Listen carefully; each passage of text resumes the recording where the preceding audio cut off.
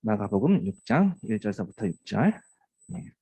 예배 전에 한번 읽었습니다만 제가 한번 더 다시 제가 대표로 읽도록 하겠습니다. 예수께서 거기를 떠나사 고향으로 가시니 제자들도 따르니라. 안식일이 되어 회당에서 가르치시니 많은 사람이 듣고 놀라 이르되 이 사람이 어디서 이런 것을 얻었느냐? 이 사람이 받은 지혜와 그 손으로 이루어지는 이런 권능이 어찌 됨이냐? 이 사람이 마리아의 아들 목수가 아니냐? 야고보와 요셉과 유다와 시몬의 형제가 아니냐? 그 누이들이 우리와 함께 여기 있지 아니하냐? 하고 예수를 배척한지라. 예수께서 그들에게 이르시되 선지자가 자기 고향과 자기 친척과 자기 집 외에서는 존경을 받지 못함이 없느니라 하시며 거기서는 아무 권능도 행하실 수 없어 다만 소수의 병자에게 안수하여 고치실 뿐이었고 그들이 믿지 않음을 이상히 여기셨더라. 아멘. 네, 오늘 주신 말씀 마가복음 6장 1절부터 6절 말씀 가지고 아무 권능도 행하실 수 없어 라는 제목으로 듣도록 하겠습니다. 제가 이번 달 초에 5월 달 초에 저희 그 교회가 속한 기독교 침례회 또 지방에는 저희 부천 지방에 소속이 있는데요. 서울에 있지만 왜 부천 지방에 소속되어 있냐? 제가 처음에 용산에서 개척했었을 때 그때 가입했었던 지방회가 부천 지방회였었거든요. 그래서 쭉 따라오다 보니까 계속 한 지방에 속해 있게 되었습니다. 어쨌든 원래 예배가 한 번씩 매달 한 번씩 있는데요. 이번 달은 이제 제가 설교를 맡아서 했었습니다. 말씀은 저희 교회에서 했었던 메시지를 좀 동일한 주제로 좀 리메이크해서 말씀을 전했었는데요. 우리 교회에서는 이 메시지 듣고 믿음의 길을 좁은 길이지만 힘내서 힘차게 걸어가는 그런 메시지로 붙잡고 가시는 분들을 제가 듣게 되었고요. 어떤 사람들은 이 설교를 다른 데 가서도 같이 말씀을 나누었다고 합니다. 저 역시 하나님의 은혜를 많이 느꼈고요. 근데 이제 원래 예배 때는 이 말씀을 듣고 사실은 좀 마음이 되게 착잡했었습니다. 왜냐하면 들으시는 지방에 오셨던 목사님들, 사모님들, 또 직분자들이 좀 냉랭한 반응 때문이었었습니다. 살짝 좀 싸늘하기도 했었습니다. 원래 저랑 개인적으로는 정말 사랑이 서로 이렇게 사랑의 교제가 넘치는 분들인데요.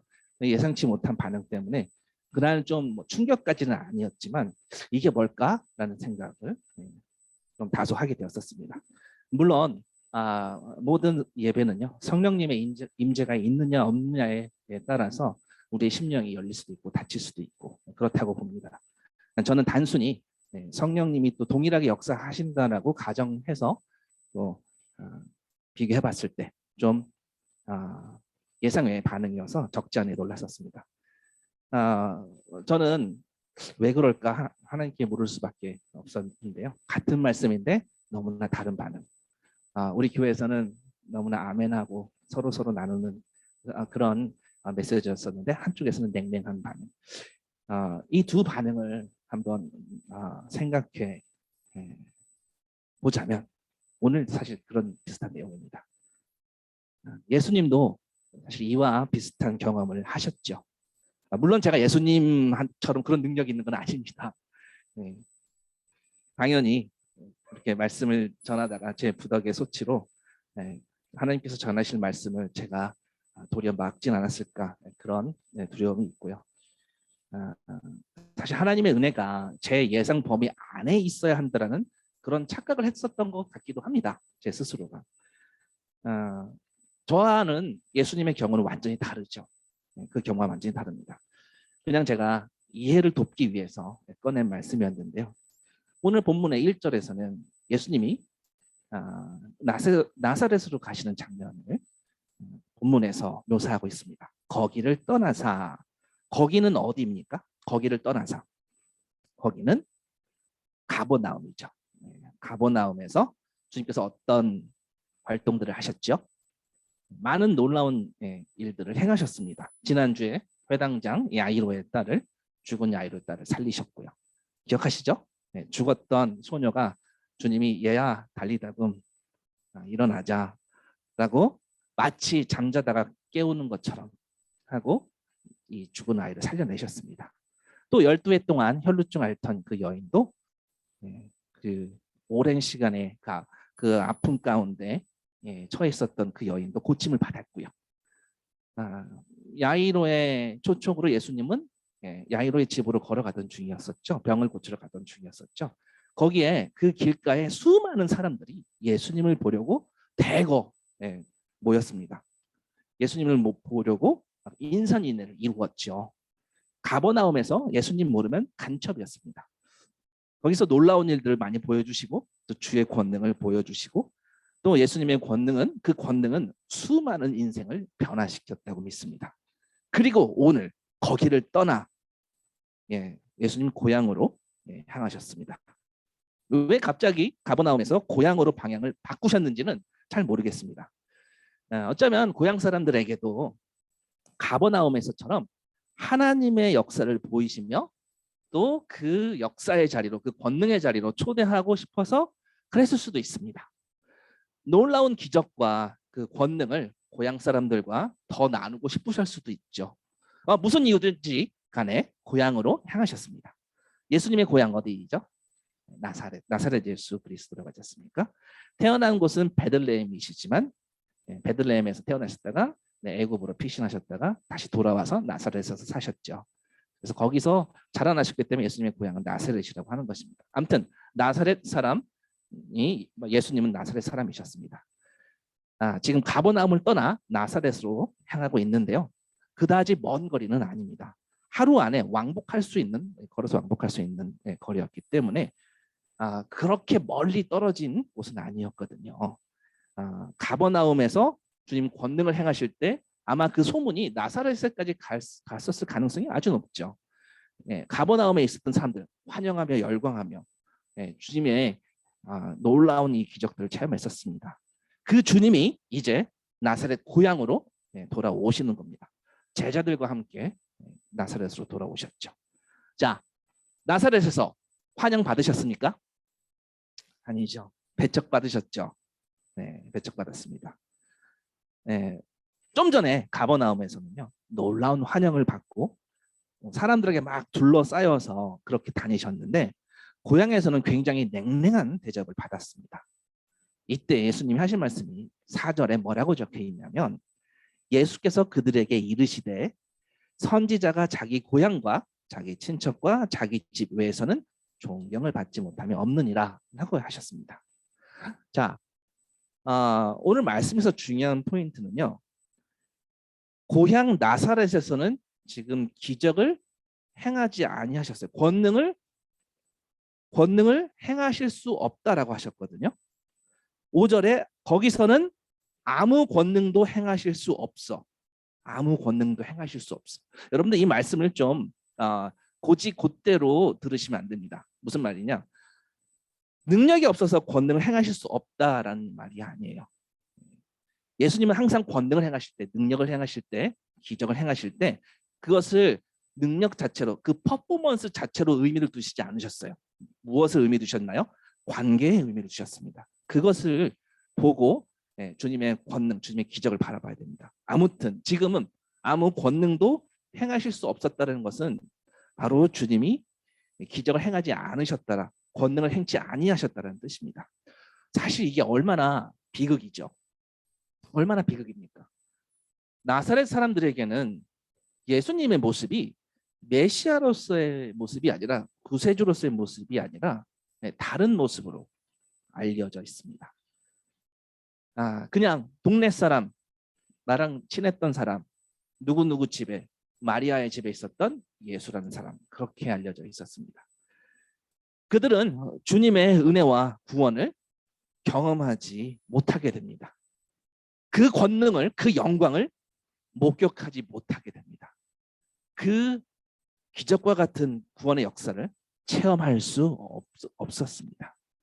주님을 진짜 볼 수 있는, 진짜 경험할 수 있는 그 기회를 상실한 거죠.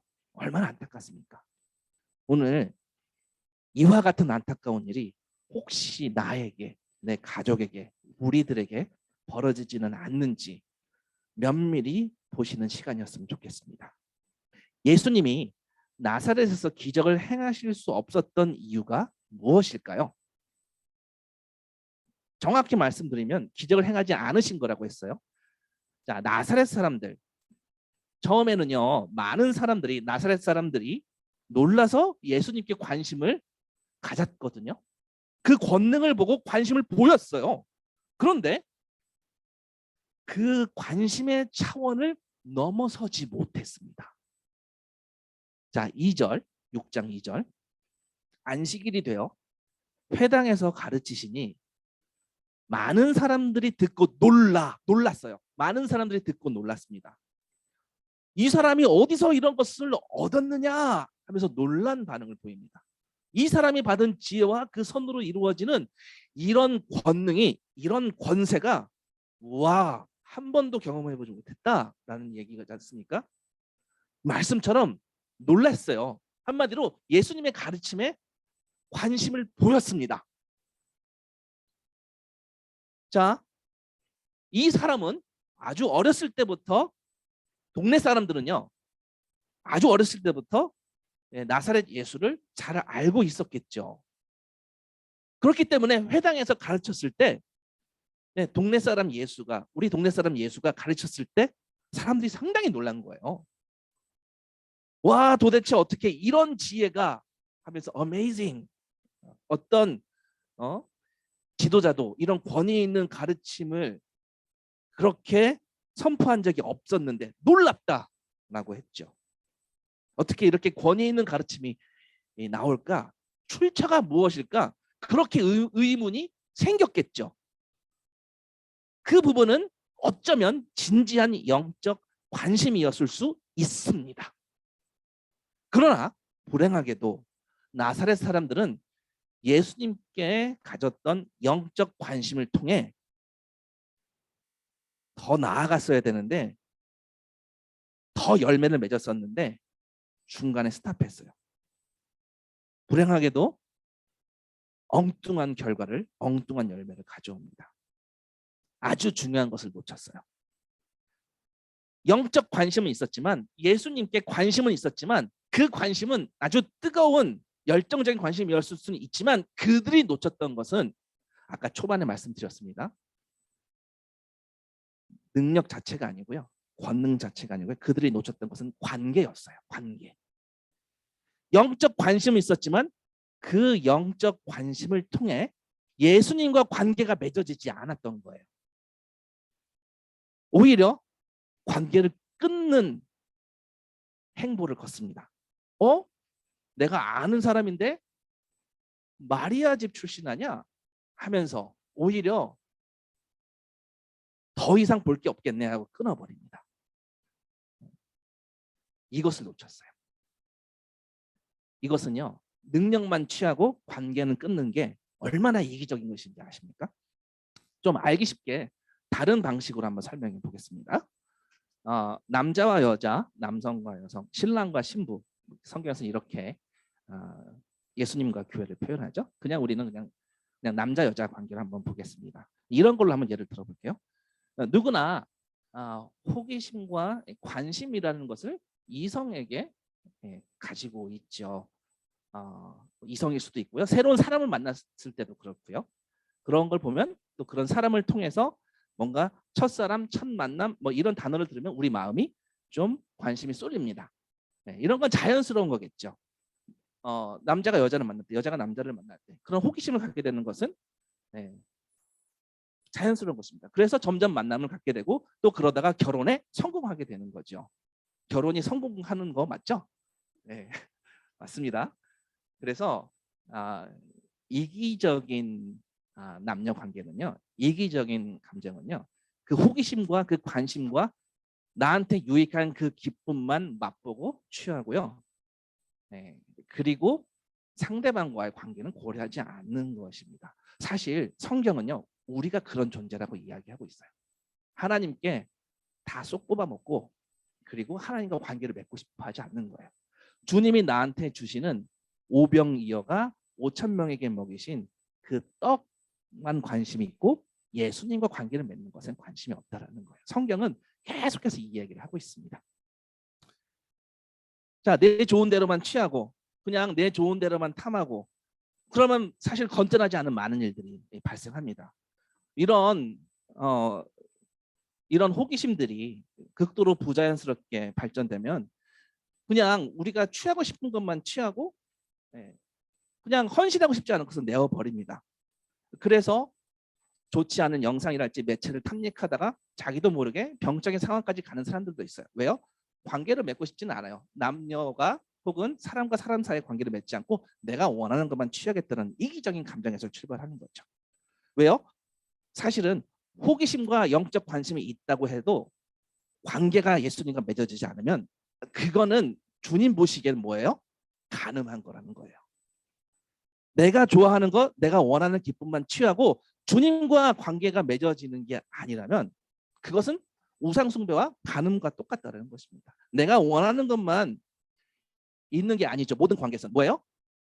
서로 상호 관계가 있는 거죠. 서로에게 서로를 위하는 마음. 저 사람이 이렇게 해주면 더 좋아지겠네, 더 유익이 있겠네. 이게 사랑하는 마음이지 않습니까? 그런 사랑하는 마음이, 그런 사랑하는 헌신 관계가 바로 부부의 관계이죠. 이런 관계가 맺어지는 것을, 신랑 되신 주님과 신부인 우리가 이런 관계가 맺어지는 것을 다른 말로 하자면 믿음이라고 합니다. 믿음은 관계에 기초하고 있어요. 나사렛 사람들이 놓친 것은 관심과 영적 호기심은 있었지만 예수님과 관계를 맺지 않았습니다. 오히려 끊어버렸습니다. 믿음으로 나아가지 못했습니다.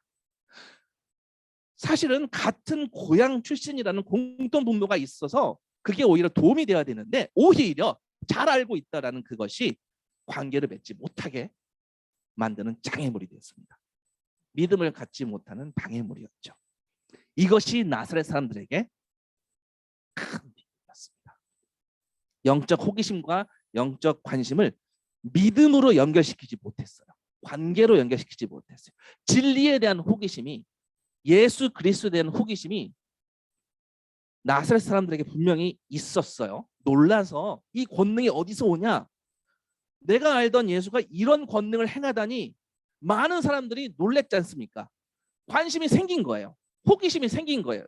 그분께 내가 신앙생활 한번 해봐야겠다. 그런데 주님과 관계를 맺지 못했어요.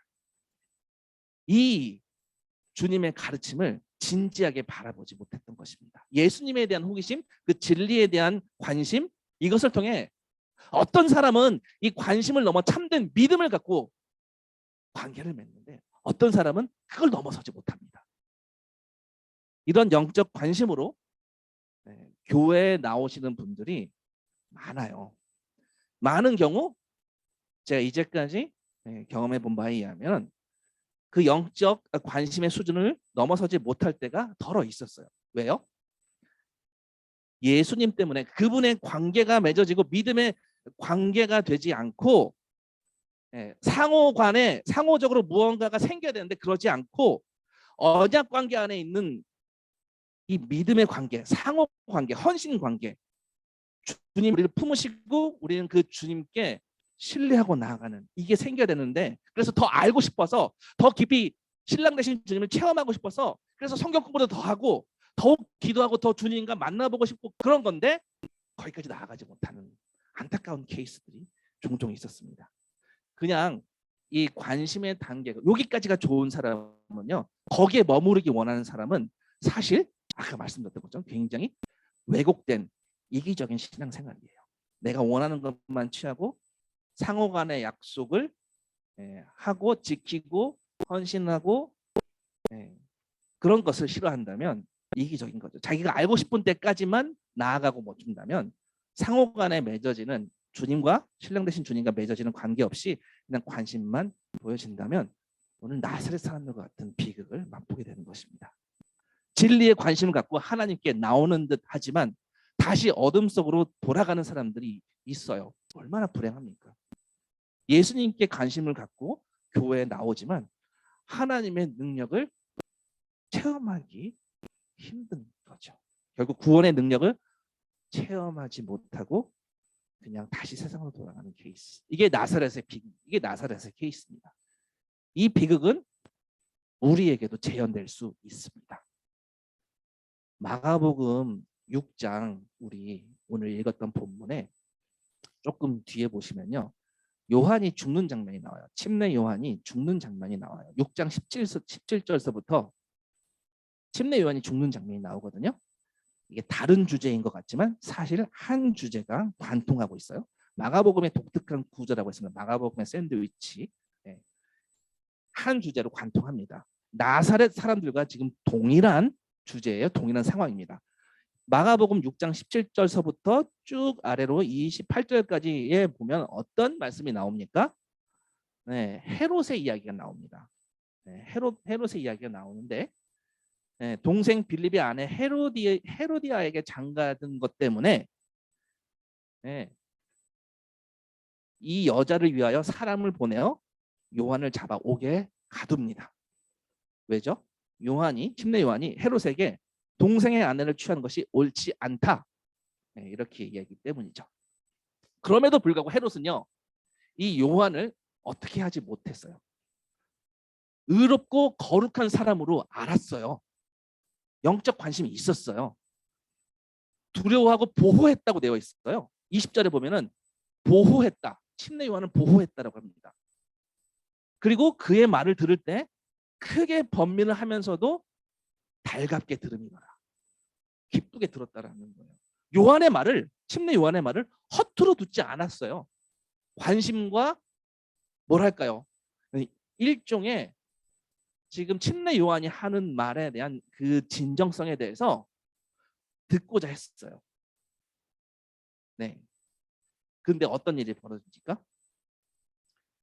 헤롯이 자기 생일에 옆에 이 대신들과 또 여러 가지 귀족들을 다 불러서 파티를 벌리죠. 네, 그 잔치를 벌립니다. 그때 헤로디아의 딸이 이 잔치집에 들어와서 춤을 추면서 거기 앉아 있는 사람들을 기쁘게 해줬습니다. 헤롯 왕이 너무나 기쁜 나머지 내가 다 해줄게. 말만 해. 그런 거죠. 무엇이든지 내가 구하면은 맹세합니다. 맹세. 내가 나라의 절반도 너한테 떼어줄게. 라고 엄청나게 기뻤나 봐요. 그랬더니 이 헤로디아의 딸이 가서 어머니한테 지금 뭐든지 해주겠다고 하는데 뭘 부탁할까요? 무엇을 구하리까? 그랬더니 6장 24절에 보면은 침례 요한의 머리를 구하라. 그 머리를 배워봐라. 이런 얘기죠. 그래서 헤로디아의 딸이 비가서 지금 왕에게 구합니다. 헤롯 왕에게. 침례 요한의 머리를 베어서 소반에 얹어 주십시오. 라고 요청합니다. 그때 이 헤롯 왕은 심히 근심합니다. 심히 근심해요. 왜요? 맹세했거든요. 그리고 주변에 있는 사람들이 다 보고 있거든요. 그래서 거절할 수가 없는 상황이에요. 요한의 말을 허투루 듣지 않았었던 헤롯이었거든요. 오히려 사모함이 있었어요.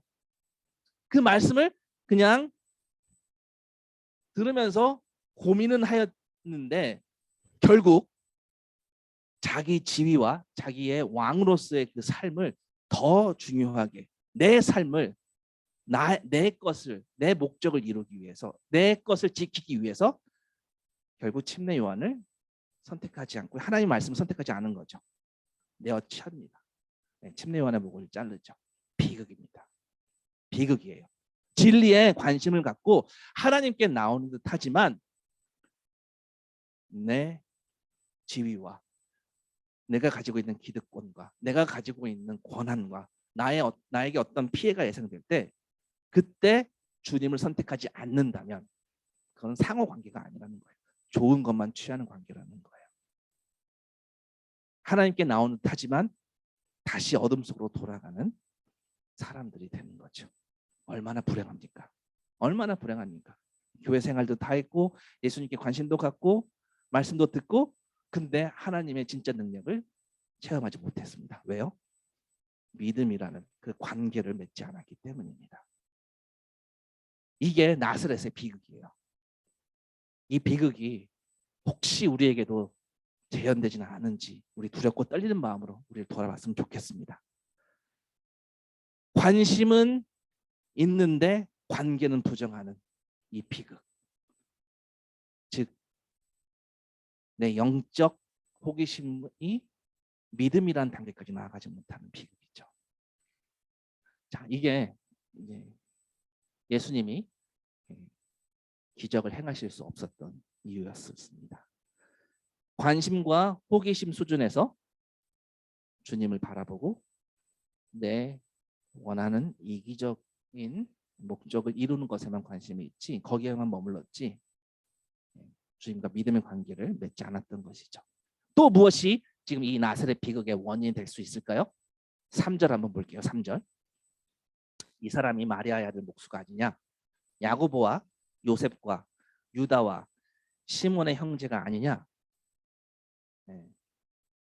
한마디로 뭐예요? 잘 안다예요. 나 나사렛 예수 잘 알지? 우리 동네 예수 잘 알지? 그러면서 마리아의 아들이라고 하죠. 요셉의 아들이라고 안 합니다. 보통은 베드로한테 바요나 시모나 그러죠. 바가 아들이잖아요. 요나의 아들 바요나 시모나 시몬이라고 하는데요. 지금 마리아의 아들, 네. 마리아의 아들, 바마리아의 네. 마리아의 아들, 네. 그 목수가 아니냐? 왜 그랬을까요? 어쩌면 예수 그리스도의 출생의 비밀 때문에 그랬을 수도 있을 것 같습니다. 동정녀 마리아에게 낳은 아들이 있죠. 다시 말해서 동네 사람들에게는 처녀가 아이를 낳았다라는 그런 이야기로 통했을 수도 있습니다. 그냥 스캔들로 보는 시선이 있을 수 있다라고 생각합니다. 그 관점으로 마리아의 아들이라고 했을 수 있고요. 그 마리아의 아들 예수, 어떻게 그런 집에서 이런 인물이 나오겠니? 뭐 이렇게 막 입방아를 찌울 수 있겠죠. 그런 왜곡된 편견이 예수님을 더 알고 싶어하는 관계를 맺고 싶어하는 마음을 방해할 수 있겠죠. 사실은 요 당시에는 많은 학자들은요, 아버지 요셉은 그 마리아의 남편 요셉은 이미 죽었을 거라고 많은 학자들은 생각하고 있습니다. 어쨌든 제가 곰곰이 생각해 보자면 그런 가능성이 있다라고 생각이 듭니다. 이런 정보들 저런 too much information이죠. 이것 때문에 관심은 있지만 관계를 맺지 못하는 거예요. 내가 알고 있는 것들. 그래서 나 그거 알아. 내가 그 사람 다 알지. 하는 그런 자세 있죠. 잘 안다고 착각하는 거죠. 나설 사람들이 바로 그랬습니다. 예수 알지 당연히. 내가 그 집안 가족사 내가 다 알잖아. 하면서 내가 그 형제 야고보 요셉 유다 시몬 그 형제까지 다 알고 그 집 누이들 누나 저기 여동생들 다 우리 동네 살잖아. 남동생 여동생 다 완전 그 가족 빠삭히 다 알고요. 그 집 사정도 알고. 그런데 그 예수에게 뭐가 있겠나 하는 그런 자세가 비극으로 이끌어졌겠죠. 잘 안다는 생각이 예수님을 더 알아보고 싶고 더 관계를 맺고자 하는 길을 가로막고 있습니다. 교회 안에도 이런 분들이 참 많습니다. 우리 교회는 아니지만 오랫동안 교회 다니면서 저 같은 사람이에요. 20년, 30년, 40년 이렇게 신앙생활 할 때요. 뭐 집사 달고 장로 들고 막 장로 달고 막 재직이 되고 그렇게 되지만 예수님과 어떤 관계를 맺고 어떤 믿음 생활을 하는지 그 증거물들이 삶에서 안 보이는 사람들이 있거든요. 더 주님을 알고 더 깊이 만나고자 하는 열망도 없고 하나님에 대한 어떤 설레이는 고백도 그런 간증도 없는 사람들이 있습니다. 감격이 없는 사람이죠. 교회는 오래 다녔지만 예수님과 어떤 관계일까라고 의문이 드는 사람들이 있습니다. 20년, 30년, 40년 교회 생활했지만 하나님의 은혜도 하나님의 임재도 하나님의 사랑도 하나님의 기적도 그때 내가 청년부 때 다 해봤거든 하면서 아는 척하는 사람들이 있어요. 같이 권면하고 같이 성경 공부하자고 뭐 같이 기도하자고 같이 말씀 나누자고 하면 뭐 다 해봤습니다. 뭐 옛날에 다 해봤죠. 제가 청년부 때 제가 청년부 회장이었거든요. 아주 뜨거웠어요. 지금쯤 되면은 성숙한 신앙의 길로 걸어야죠. 그렇게 되면 미숙한 거 아닙니까? 라고 말하는 사람들이 많아요. 설교 제목만 보고 예수님이 오늘 권능을 행하실 수 없었다고? 오늘 이 설교 하겠네. 하고 지레짐작하고 다 알지 뻔할 뻔짜구만. 네, 그러고는 그 자리에서 더 하나님을 깊숙이 알아가려고 하지 않습니다. 갈릴리 이 호수를 건너가시는 예수님에 대한 그 이야기, 주님이 배에서 주무시고 있는 이야기, 너무 신앙생활 많이 하신 분들은 잘 알잖아요. 그리고 우리 요나서 이야기 주일학교 때부터 들었어요. 그렇죠? 주일학교 때부터 요나가 하나님 말 안 듣고 도망가다가 바다를 건넜는데 그 바다에서 다시스로 가다가 큰 물고기 잡혀서 그 바다를 가다가 풍랑을 만나서 배 선원들이 요나를 던지고 그리고 요나는 큰 물고기 뱃속에 사흘 밤낮 있었더라. 그리고 나와서 다시 돌이키고 니느웨로 갔더라. 거기서 회개를 외쳤다. 너무나 우리가 주일학교 때부터 익숙히 들었던 말씀이 있지 않습니까? 너무나 잘 알고 있는 스토리여서 굳이 뭐 특강까지 할 필요가 있을까? 네, 이렇게 생각하실 수도 있습니다. 물고기 뱃속에서 사흘 동안 이 얘기는 사실 주일학교의 이제 단골 메시지이기도 하죠. 그런데 어떤 분들은 내가 요나서를 너무도 모르고 있었구나. 이런 고백하시는 분도 있어요. 내가 무지했구나. 그런 고백할 때 있지 않나요? 내가 너무나 잘 알고 있었던 말씀이었는데 성경 말씀 아신다고요? 그러니까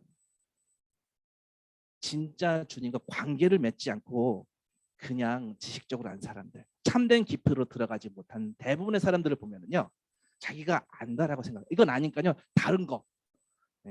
근데 진짜 주님께 들어가본 사람은요, 관계 안에 들어가본 사람은 내가 그동안 무지했구나. 이런 고백을 합니다. 바로 주님께 그 관계를 가질수록 주님의 권능을 맛보는 것이죠. 예수 그리스도의 진짜 깊이를 경험하고 진짜 감격이 무엇인지 더욱 체감하게 되는 거죠. 교회 생활 좀 했다고 성경 좀 알고 있다고 착각하지 않으면 참 좋겠습니다. 저부터 그런 착각을 멈추겠습니다. 이런 사람들이 많으면요, 하나님의 영광과 능력을 체험할 기회가 줄어듭니다. 그 은혜의 깊이를 놓치게 되죠. 더 은혜 가운데 거하고자 하는 그 열망이 사라질 수 있습니다. 왜 나사렛에 축복이 없었습니까? 왜 하나님의 기적이 없었습니까? 바로 내가 안다, 이런 자세였기 때문입니다. 마지막으로 한 가지만 더 살펴보고 마치겠습니다. 예수님이 아무 권능을 행하실 수 없었다라고 왜 그러셨을까? 왜 이런 표현을 쓰셨을까?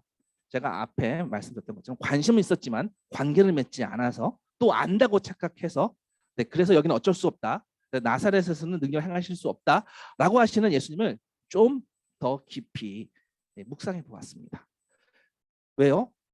언제는 분명히 주님은 압도하실 수 있잖아요. 그렇죠? 그럼에도 불구하고 추적해서 사마리아 여인을 잡아내셔서 거기에 총구석에 있는 사마리아 그 우물가에 있는 여인을 찾아가셔서 은혜를 선포하시잖아요. 능력을 발휘할 수도 있잖아요. 근데 오늘은 되게 수동적인 것처럼 보여요. 능동적으로 은혜를 먼저 선포해 버리시고 추격하는 하나님의 은혜를 보여주시면 될 텐데 왜 그럴까요? 여러분들은 어떻게 생각하시나요? 저는 이 하나님을 참 헤아리기 어렵다라고 정직하게 고백할 수밖에 없습니다. 이 부분은요, 왜냐하면 세상의 관점에서 보자면 능력 없는 신으로 보일 수 있기 때문에 왜 그러셨을까? 왜 그렇게 권능을 행하실 수 없을까? 이 힌트를 주중에 사무엘상 8장 묵상하는 가운데 좀 힌트를 얻었어요. 그걸 하나 소개하고 오늘 말씀 마치겠습니다. 여러분들 이번 주에 사무엘상 계속 묵상 하시고 계실 텐데요. 그 중에서 사무엘상 8장 한번 보실게요. 사무엘상 8장 구약성경 419페이지입니다. 사무엘상 8장 1절부터 22절까지 다 읽을 필요는 없고요. 제가 군데군데 읽겠습니다. 1절 사무엘상 8장 1절 사무엘이 늙음에 그의 아들들을 이스라엘 사사로 삼으니 사무엘이 이제 좀 연로해져서 이제 아들을 후계자로 삼고 이스라엘의 사사로 삼습니다. 그래서 이 아들들이 어디에서 사사가 되냐면요. 2절에 보시면 그들이 브엘세바에서 사사가 되니라 라고 되어 있어요. 브엘세바. 브엘세바는 이스라엘 한쪽에 있는 촌구석이에요. 어쨌든 4절 보실까요? 이스라엘 모든 장로가 모여서 전국에 있는 모든 장로가 다 모입니다. 그리고 라마에 있는 사무엘에게 옵니다. 그래서 5절에 뭐라고 합니까?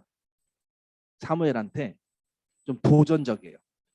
당신은 늙고 당신의 아들들은 당신의 행위를 따르지 아니하니 모든 나라와 같이 우리 주변의 모든 다른 나라들과 같이 우리에게 왕을 세워서 우리를 다스리게 하소서. 이렇게 이스라엘 모든 장로들이 모여서 사무엘에게 도전합니다. 6절에 사무엘이 그것을 기뻐하지 아니하여 여호와께 기도합니다. 굉장히 간절히 기도했을 것 같아요. 7절에 그런데 하나님 뭐라고 하시냐면요. 내게 한 말을 다 들으라. 어쩌면 예수님께서 능력을 행하실 수 없더라라는 말과 조금 통하는 것 같아요. 내게 한 말을 다 들으라. 그들이 너를 버림이 아니요 나를 버려 자기들의 왕이 되지 못하게 합니다. 8절에 이게 어제 오늘 얘기가 아니거든 하면서 애굽에서부터 애굽에서 출애굽하던 그때부터 지금 오늘까지 그들은 나를 버린 거야. 이렇게 얘기하세요. 그래서 9절에 그냥 그들의 말을 듣되 지금 더 이상 무언가 능력을 행하시려고 하시지 않으시는 것 같아요. 너는 그들에게 그냥 경고하라고 합니다. 어떤 경고? 너희들이 원하는 그 왕을 세우잖아? 그러면 너희들이 고생할 거야. 괜찮을 것 같지? 아니야. 이거 경고하라는 거예요. 너희들 왕이 세우면 너희 아들들을 데려다가 징집해서 뭐 험한 일도 시킬 것이고 너희 딸들을 데려다가 뭐 이것도 시키고 저것도 시키고 종 삼을 거고 야 그런데 경고하라는 거예요. 이런데도 불구하고 왕을 세울래? 나중에 이스라엘 사람들이 그래도 왕을 세워달라고 합니다. 너희가 그 왕의 종이 될 거야 했는데도 그리고 만약에 왕을 세웠다가 아이고 후회 막심 하고 이제 후회하다가 주님 제가 잘못했습니다 용서해 주세요 해도 부르짖어도 여호와가 너에게 응답하지 않을 거야 라고 그런 아주 강력한 경고까지 합니다. 그런데도 20절에 보시면 8장 20절 그런데도 불구하고 우리도 그냥 아유 됐고요. 그냥 다른 나라들 열방들 같이 우리도 왕을 세워주세요. 21절 한 번 더 주님 앞에 사무엘이 무릎 꿇고 애통하며 기도했을 것 같아요. 다 듣고 여호와께 아뢰매 22절 그냥 왕을 세워줘. 어떻게 보면은 그냥 세상 사람들 눈에 보기에는 그냥 하나님이 힘이 없어서 그냥 해달라는 대로 다 해주라는 것 같아요. 지금 8장에는요 사실은 굉장히 사무엘이 연로한 그런 상태예요. 그러니까 믿음이 연약해져 있는 상태인 것을 암시해요. 왜? 여러분들 사사가 아들한테 세습이 되나요? 아니면 하나님 말씀이 임해서 세워지는 건가요? 사사나 선지자는 하나님 말씀이 임했을 때 세워지는 거예요. 근데 지금 사무엘은 어떻게 세웠죠? 그냥 자동적으로 내 영적 권위가 아들에게 세습이 될 거야. 이거는 약간 좀 연로했기 때문에 사사 사무엘의 믿음이 연약해진 모습을 방증하고 있어요. 왜냐하면 그 다음에 나온 말씀들이 힌트를 제시해요. 그것을 보고 그러니까 자동적으로 대물림되지 않는 건데 이 사사권을 세습하는 거죠. 내가 영적 권위가 있다고 해서 그게 자동적으로 대물림되지 않는데 내 다음 세대도 하나님의 말씀이 자동적으로 임할 거야라는 그런 가정이죠. 그래서 사실 우리 지난 금요일 날 라이저 베프티스트에서 우리 함께 기도한 게 다음 세대 위해서 하나님의 특별한 은혜가 임하시도록 우리에게 임했었던 그 은혜가 정말 우리 다음 세대에 꼭 나타나게 해주십시오. 우리 그들을 대신하며 울며 기도했었잖아요. 맞아요. 그래야 됩니다. 아무튼 우리 사무엘은 그냥 자동적으로 영적 권위가 세습이 되는 줄 알았어요. 그냥 그렇게 생각했었던 것입니다. 3절에 보면요. 몇 절이죠? 네, 3절. 3절에 보면 그의 아들들이 자기 아버지의 행위를 따르지 아니하고 이익을 따라 뇌물을 받고 판결을 붙게 하니라. 이익을 쫓아가는 아들들이었어요. 바른 길에서 지금 벗어났다는 거죠. 결국 이 일로 인해서 사무엘이 장로들한테 도전을 받고 있는 거예요. 5절에 자, 장로들이 사무엘한테 뭐라고 합니까? 당신은 늙고 계속 늙었다는 얘기를 합니다. 당신의 아들들은 당신의 행위를 따르지 아니하니 모든 나라와 같이 우리에게 왕을 세워 우리를 다스리게 하소서. 어느 정도 사무엘이 뭔가 이런 빌미를 제공한 게 있었어요. 사무엘의 악한 아들 때문에 라고 그런 명분과 그런 빌미를 줍니다. 근데요, 이 아들들의 영향 사실 굉장히 국지적인 거거든요. 겨우 브엘세바 땅이에요. 그러니까 이스라엘 최남단에 있는 끄트머리에 있는 브엘세바 땅이거든요. 완전 끄트머리인데요. 이들의 진짜는 이거는 그냥 구실일 뿐이에요. 연로했다. 당신의 아들들이 당신과 같지 않다. 이건 구실이에요. 사실 진짜 왕을 세우는 이유는요. 하나님의 통치보다 더 좋은 것이 있다라고 믿고, 그러니까 하나님이 다시는 신정 시스템 말고 왕정 시스템, 한마디로 더 이상 하나님과 관계를 맺지 않겠다는 거죠. 끊어버리는 거죠. 그런 장로들의 말에 사무엘이 그런 장로들의 말에 뭐라고 대답합니까? 사실은요, 사무엘이 늙어서 판단이 흐려져서 아들이 악행하도록 조장했다라는 것은요, 그들 그렇게 막 블레임하고 있는데 이건 어디까지나 핑계에 불과한 거예요. 핑계입니다.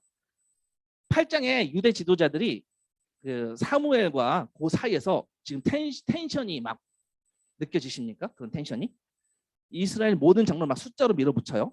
그 사무엘과 협상 테이블에 딱 앉고 자, 왕을 주십시오. 아무래도 으름장 놓는 겁니다. 그들의 진짜 이유는 5절에 모든 나라와 같이 우리에게 왕을 세워 우리를 다스리게 하소서. 모든 나라와 같이. 그들의 답은 뭐냐면요, 다른 나라들과 같이예요. 그 당시에 그 선진 문명의 키워드는요, 왕정 문명이었거든요. 이스라엘 같은 부족 국가는요, 할 수 없었던 것을 이 왕정 체제가 너끈히 이루고도 남았습니다. 이스라엘 같은 부족 국가는요, 각계 전투 시스템이요. 왕정 시스템은요, 결집된 군사력과 결집된 기술, 결집된 산업, 모든 게 부족 국가보다 탁월했습니다. 모든 게 안정적으로 공급이 잘 이루어지는 시스템이에요. 이스라엘은 이걸 본 거예요. 왜? 왕정에 비해서 이스라엘은 촌락 수준이었거든요. 당시에 가장 중요했던 것은요, 그들의 안전을 지켜줄 치안을 지켜줄 군사력이었거든요. 그 왕정에 비해서 사사가 치리하는 시대의 이스라엘은요, 군사력이 집결되지 않았어요. 사사들의 집결 명령에 딱 한 번 베냐민 지파를 진멸할 때 말고는 다 지파별로 따로따로 놀았어요. 단결이 안 됐었습니다. 지파별로 개인 플레이 했었던 게 사사기에 많이 나와요. 사사 입다가 다른 지파들한테 도움을 요청했는데요, 므낫세 지파만 응답을 했어요. 그리고 이 과정에 불만을 품은 에브라임은요, 굉장히 입다한테 싸움을 막 걸면서 반대를 합니다. 그냥 오합지졸이에요. 이스라엘 12지파가 서로 싸우고 오합지졸입니다. 한결같이 제각각 자기 소견대로 그냥 막 가나안 땅 여기저기 흩어져 살고 있는 모습입니다. 그러니 이스라엘은 이 447이가 너무 우스운 시스템 같은 거예요. 이런 각계 전투 시스템에서 어떻게 이런 왕정 시스템을 이길 수 있을지. 사실은 사무엘이 치리하는 동안에 이스라엘은 안전했거든요. 근데 하나님이 이미 안전하다고 보여주셨는데, 근데 다른 나라의 시스템이 좋아 보이기 시작한 겁니다. 열강 강호들의 대세였고요. 그 정세에 적절한 반응은 왕정 시스템을 도입하는 거라고 이구동성 장로들이 모여서 이야기합니다. 바로 그 당시 시대 감각에 맞게 왕정 체제를 구축하자라는 거죠. 다른 모든 열방들처럼. 이게 잘못입니까? 네, 이게 잘못이에요. 이스라엘은 하나님이 직접 다스리는, 하나님의 통치를 직접 받는 백성이길 거부한 겁니다. 오합지졸처럼 보여도 제대로 하는 건 하나도 없어도 하나님의 언약이 있는 곳이 이스라엘이었습니다. 힘이 없어 보여도 하나님의 능력을 제대로 체험할 수 있는 백성들이었는데 그 하나님과의 관계를 끊어버렸습니다. 끊고자 합니다. 이스라엘의 모든 사사들은요, 되게 부족한 모습들이었어요. 지금 사무엘도 늙어서 연약한 모습이 나옵니다. 그러나 이스라엘 역사를 보면 이 연약함 때문에 또 하나님께 나아가는 통로가 됐을 때가 참 많았거든요. 사실 이스라엘 때나 지금이나 시대는 바뀌어도 기본적으로 역사는 같은 패턴입니다. 지금 성령 시대, 이 교회에도 많은 교회가 카리스마 넘치는 왕을 세우길 원합니다. 하나님의 통치를 받기보다 눈에 보이는 드러나는 그런 일들을 많이 사모하고요. 지도자들도, 교회 지도자들도 자신의 본분을 상실하고 그냥 영적 지도자로서 그냥 영적 거인이 되고 영적 영웅이 되는 것이라면 그 지도자는 결국 우상이 될 수밖에 없습니다. 지금 사무엘과 이 장로들 사이에 엄청난 텐션이 지금 있어요. 심하게 텐션이 지금 작용하고 있습니다. 하나님은요, 이때 그 백성들의 요구에 어쩔 수 없이 그냥 하자는 대로 해줘라 하는 것처럼 보여요. 그냥 들어주라고 하십니다. 6절, 7절, 8절에 왕을 주어 우리를 다스리게 하라라고 했을 때 사무엘이 그것을 기뻐하지 아니하였다 합니다. 사무엘이 아주 힘들었을 거예요. 무척 힘들었을 것입니다. 뭐예요? 사사 사무엘이 아니라 다른 리더를 세워달라는 거잖아요. 사사 사무엘이 아니라 다른 리더 왕을 세워달라는 거잖아요. 왕을 주어 우리를 다스리게 하라. 여기 지금 원어로 보면은요, 다스리게가 샤파트인데요. 샤파트라는 동사는요, 사사 쇼파트, 그러니까 샤파트의 분사형이에요. 다스리는 자. 다시 말해서 사무엘의 리더십에 정면대항하면서 쇼파트 사무엘을 대체하고 샤파트할 리더를 찾는다라는 아주 분명한 도전이었어요. 아주 강력한 도전이었습니다. 그러니 당연히 이 백성들이 나를 더 이상 필요로 하지 않는구나 라고 절망했을 것입니다. 그간 사무엘이 얼마나 백성을 위해서, 이 백성들을 위해서 중보자가 되어서 눈물을 흘리며 주님께 간구했었습니까? 미스바에서 온 이스라엘을 결집해놓고 그 이스라엘을 위하여 눈물 흘리며 여호와께 얼마나 부르짖었습니까? 그래서 이 장로들의 요구는요, 사무엘을 충격에 빠뜨렸을 것입니다. 배신감도 들었을 것입니다. 모멸감도 들었을 것입니다.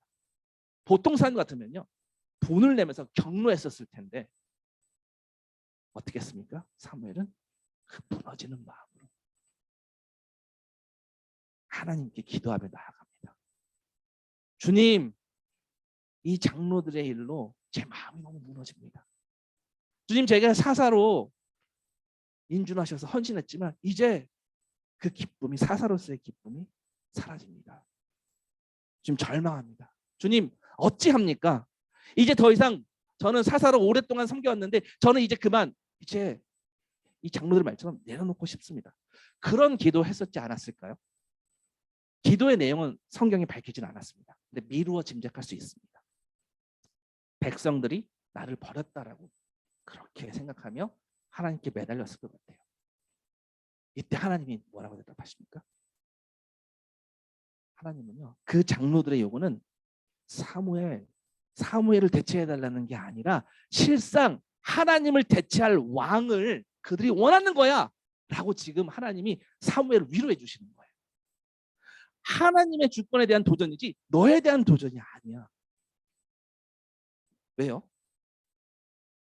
하나님 그들의 실상을 8절에 보면은 애굽 때부터 늘 이 백성은 나를 팽식혔다예요. 출애굽 때부터. 자, 이 하나님의 이 응답을 통해 사무엘에게 주시는 메시지가 뭘까요? 첫째는 사무엘을 위로할 것입니다. 근데 두 번째가 더 중요합니다. 바로 하나님이 얼만큼 그동안 거절당했었는지 하나님의 심정을 알려주시는 거예요. 자기 백성에게 거절당하는 우리의 왕, 그분의 심정이 어떨지 우리 하나님에 대해서 알려주시는 거예요. 이제야 너는 처음 거절당한 기분을 느낀 것이야. 나는 몇천 년 동안 그렇게 시종일관 계속 거절당했어. 지금 주님은 그걸 보여주시는 거예요. 그 애통하는 마음이 예수님이 바로 그 마음이셨어요. 예수님은요, 예루살렘아 예루살렘아 선지자들을 죽이고 내게 파송된 자들을 돌로 치는 자여, 애통하며 울며 그들을 바라보며 주님 앞에 나갔습니다. 누가복음 19장 31절에는 가까이 오사 성을 보시고 우셨다라는 말씀이 적혀 있어요. 사람들 호산나 호산나 호산나 외칩니다. 왕으로 오시는 이요 막 외칩니다. 근데 그 성을 보시고 우세요. 오늘 나사렛에 아무 권능도 행하실 수 없었던 거, 사무엘상 8장에 그냥 왕을 세우도록 허락하신 거, 그리고 예루살렘에 나를 십자가로 끌고 갈 그 백성들 보면서 그냥 주의 천군 천사를 동원해서 심판하실 수도 있지만 그냥 애통하면서 우신다고요. 권능을 행하실 수 없어라는 표현을 써가면서까지 그렇게 애통하는 마음으로 주님 우신다고요. 우리 하나님의 마음 참 헤아리기 어렵습니다. 하나님의 은혜가, 하나님의 애통하는 마음이 이 정도일 줄이야. 우리 헤아리기가 참 어렵습니다. 그럼에도 불구하고 우리는 왜 하나님이 심판하시지 않느냐고, 나타나셔서 당장 징벌하시지 않느냐고 그렇게 우리는 무지한 소리만 해댑니다. 사람들 눈에는 세상적인 관점에서는 능력 없는 신으로 보일 수 있지만 왜 그러셨냐? 정말 능력 없는 예수십니까? 사무엘상은요, 그 결과를 저 백성들이 겪게 하라, 경험하게 하라 라는 이야기입니다. 그것에서 더 나아가서 주님은 어떻게 말씀하시는지 아닙니까? 그것의 진위 여부를 떠나서 우리가 분명하게 아는 것은 이 모든 것이 하나님의 영광을 드러내는, 하나님의 뜻을 성취하시는 그 십자가 방향으로 계속해서 끌고 가세요. 그 십자가에서 우리가 측량할 수 없는 지혜로 우리 모든 죄를 덮어버리십니다. 이것이 그분이 능력을 행하실 수 없었던 이유입니다. 그 능력을 행하셨다면 우리가 이 자리에서 주님을 예배할 수가 없습니다. 그분이 능력을 행하시지 않아서 우리가 구원이 된 겁니다. 우리 잠시 이 시간 주님 앞에 기도하며 나갔으면 좋겠습니다. 사무엘의 자괴감은 말로 다 할 수 없었을 것입니다. 그런데 그거보다 더 큰 자괴감은, 그거보다